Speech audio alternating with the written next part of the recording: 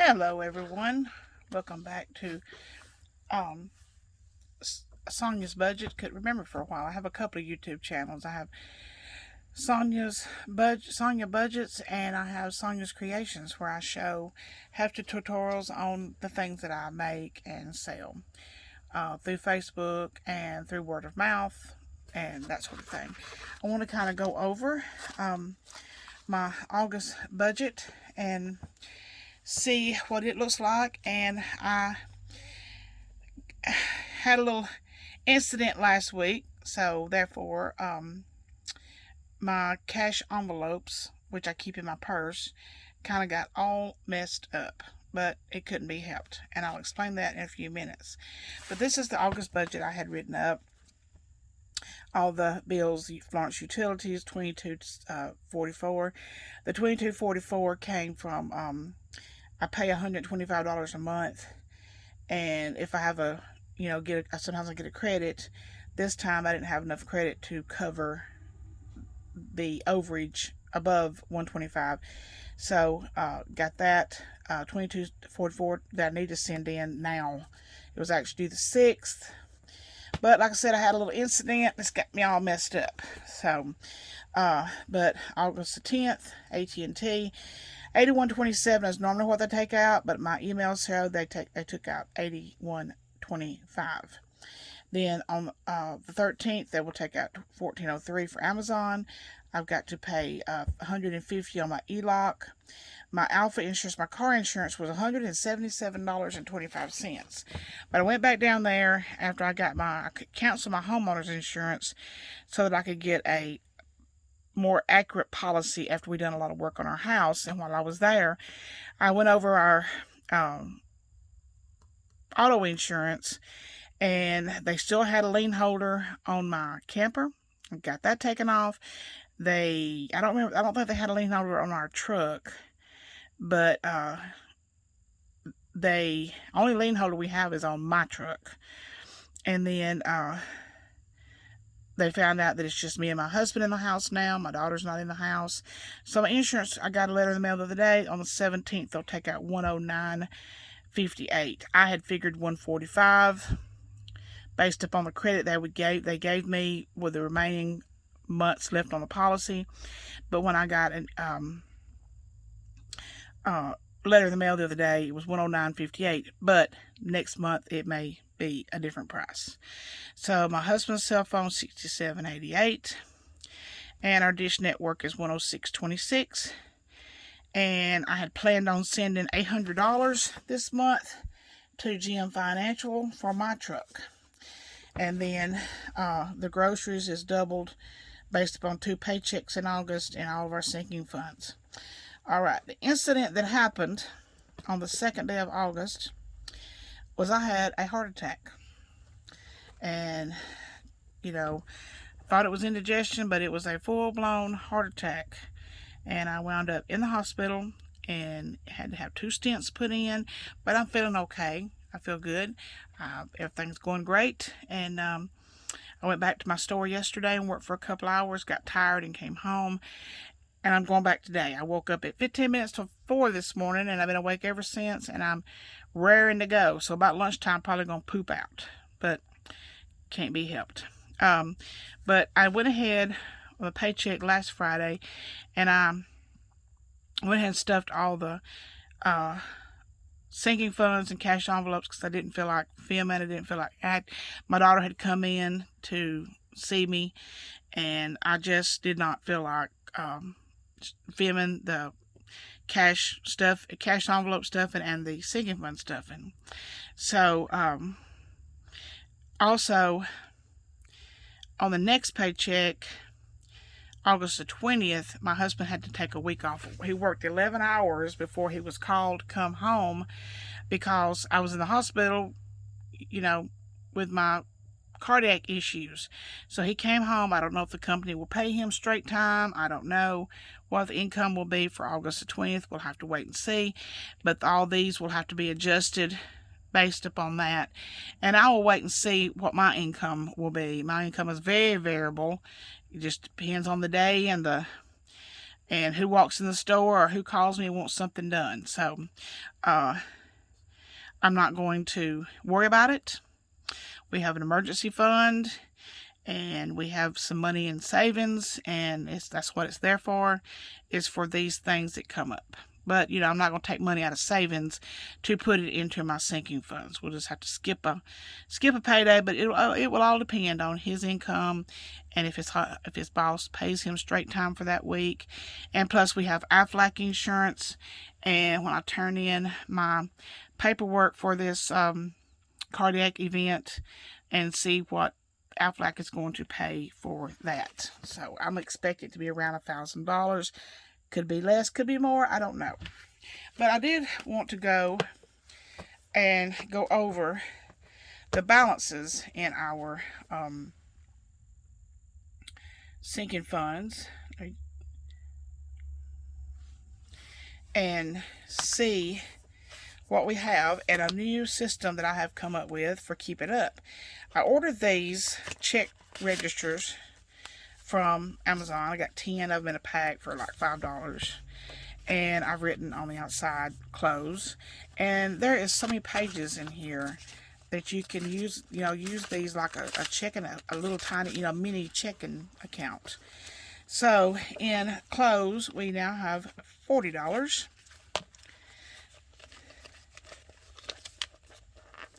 And if I sound out of breath, some of my medication that I'm on, which this time 8 days ago, I was not on any prescription medication. Now I'm on a boatload. And one of them is I take 2 different blood pressure medicines, and one of them leaves me kind of short of breath. All right, for meat, we only buy meat every 3 or 4 months. And for meat, we have in our check register $120, and that's what we have. Now, what I was saying about our cash envelopes last week, I had in medical, and that got moved to my purse. And medical was for like copay, doctor copays, prescriptions, stuff like that. And my husband was the only one on prescription medication. And so when I did my cash stuffing last week, I had to make some adjustments, and I had to increase that. I increased that to $250. When I got to the hospital, my copay for emergency room was $150, and I got a 15% discount, which made it $127.50, I believe, for paying right then. And it just blew everything out of the water. Just messed everything up. But I didn't take anything out of my sinking funds. I had some money in the bank that I could pay that copay with. That was, one of the benefits of budgeting. And, budgeting is such an ugly word. But one thing, about putting back a little for this and a little for that is when you have an incident like that, it's not devastating. It's not devastating. It takes the hurt off of a situation like that. Cemetery flowers, I have started stuffing that with $10. Probably will stuff that one some weeks not. Some weeks maybe $10, some weeks $20.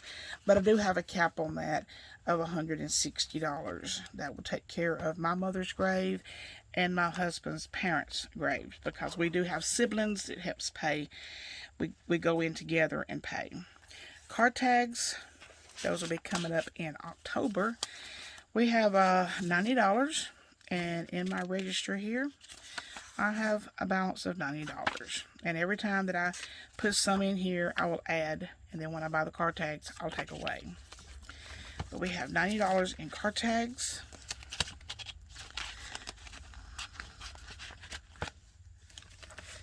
Property tax, that will come up in October also.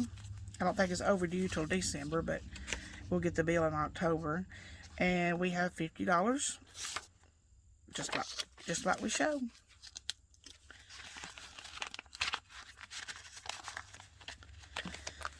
Car maintenance. We have a balance of $380. 1, 2, 3, 50, 70, and 80.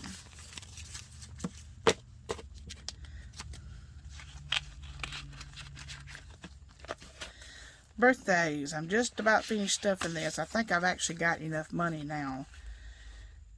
1, 2, 3, 4, 5.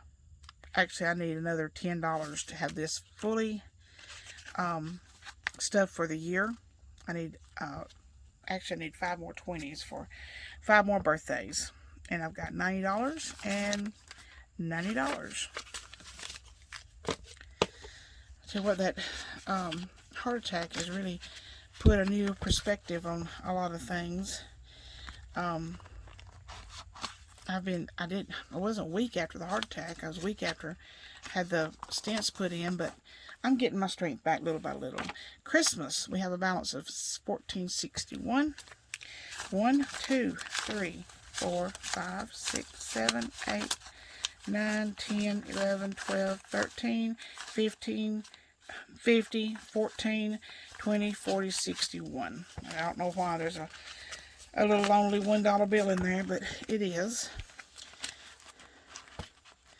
And then in house insurance, I did cancel my homeowner's insurance and did a new policy for that, and it was paid last month, and it'll be due again in January, right after Christmas. So this sinking fund will make it not hurt at all to pay my house insurance after the month after Christmas. And we have $110, and we have a $110 balance here.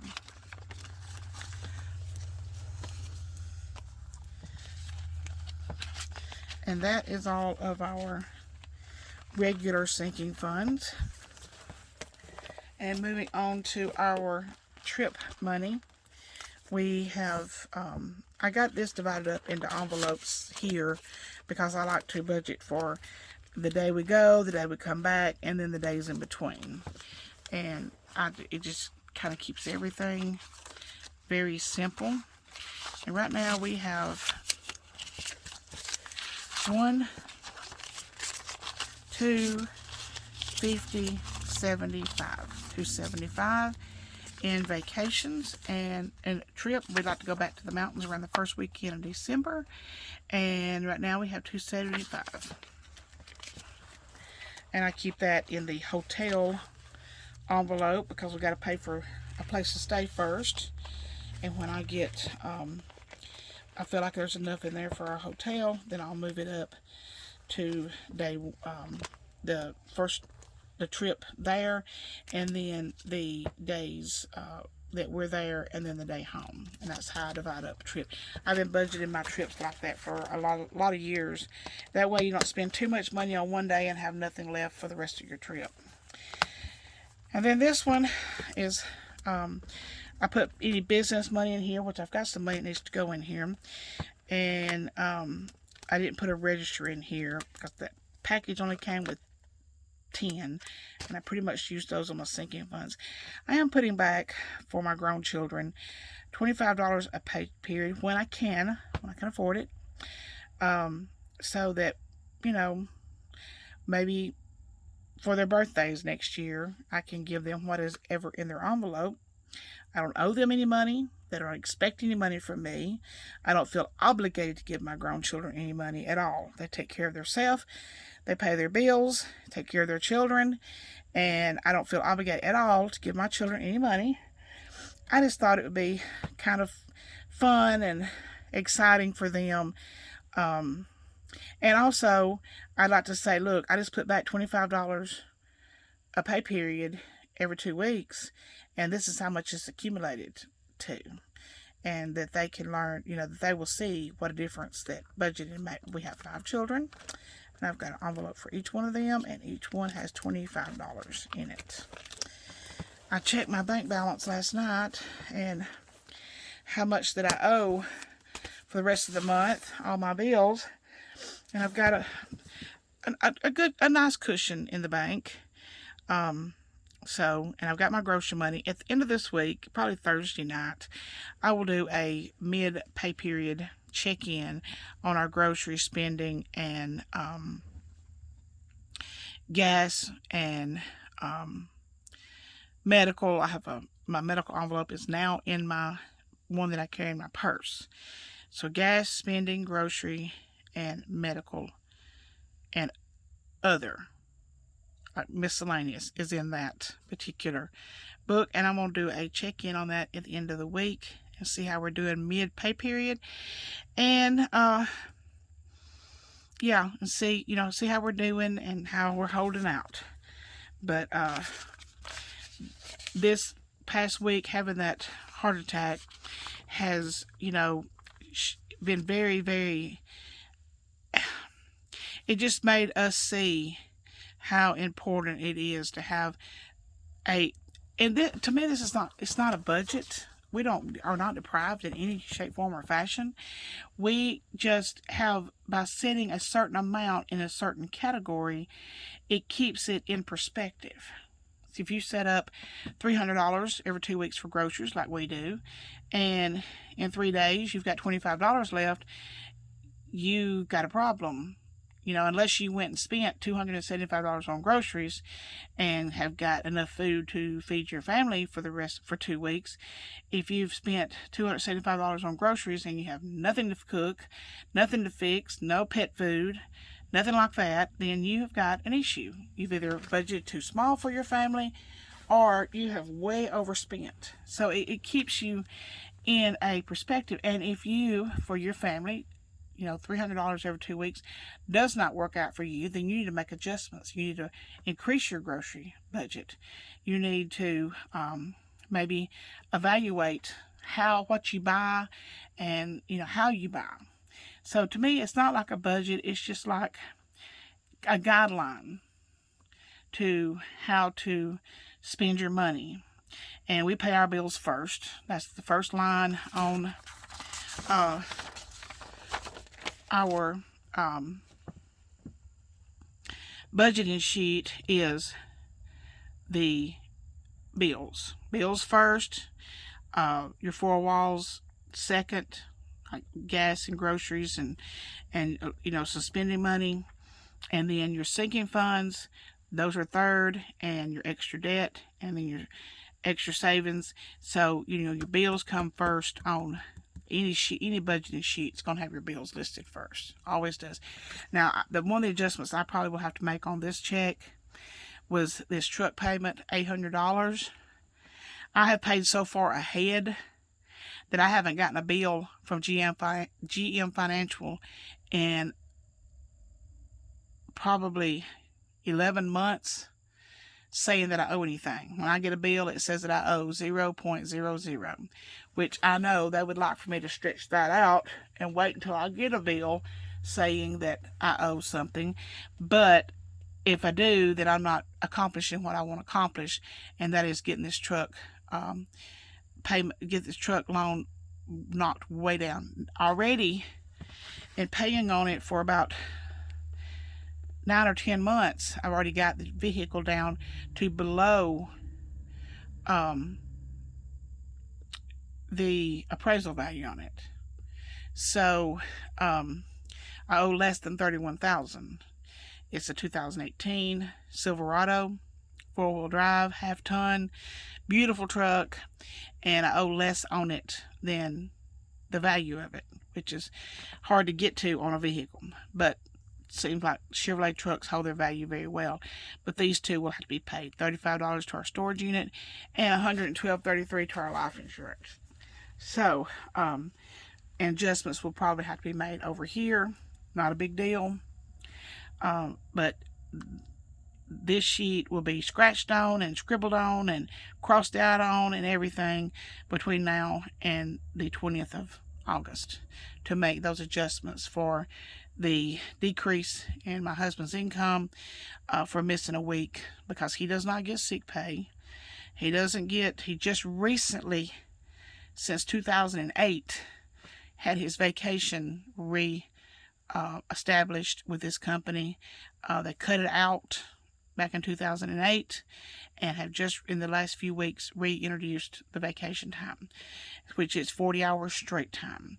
And my husband works about 80 hours a week, 75 hours a week. So 40 hours straight time is not what we're used to getting anyway. So, but adjustments can be made, No big deal. I don't have to put money into birthdays because the last birthday we have is November the 1st. So I can wait until October to put the last $20 into birthdays. So, you know, all this can be adjusted. It's not a big deal. Now, 2 years ago, before we started doing this, and if I had had a heart attack and my husband had to miss a week's work, it would have been devastating. Cannot stress that enough. It would have been devastating. But because we do put our money into different categories, put money in savings and things like that, it's aggravating. It's annoying, it's disappointing, but it's not something that we can't. You know, my husband missed 2 weeks of work with COVID last year, and he was paid straight time for both weeks, and it wasn't much, but we didn't sit around here panicking about it because we were prepared for something like that. We were financially prepared for it. So it makes you sleep better at night, and it's just great to have these sinking funds and you know, your bills paid and all of that. So we try to pay the bills, all the month's bills, most of the month's bills. This is actually, storage and life insurance is actually getting into September because the 1st and the 3rd come before our first payday in September, so I included those. So really the only thing we don't pay the first paycheck of the month is the truck payment. I try to leave it to the second part of the month so that I can pay as much as I possibly can on that. So I hope you enjoyed this video. I found it informative. Hope I didn't confuse you too much, but I have got to get to work. I'm out here in my old shop, my shop I used to sew in, and I've still got it here at home. But I have got the store down the road, and it has an air conditioner, and this shop no longer has an air conditioner. I'm looking forward to cooler weather so I can do some work out here. But right now, it is just too hot to be out here in this hot, humid, it's so humid out here, shop. So appreciate it. Have a great day. If you enjoy the content, if you find it informative, if you find it encouraging, hit the subscribe button and hit the bell notification and hit the thumbs up, and I hope this helps you to get your finances in order. Thank you. Bye-bye.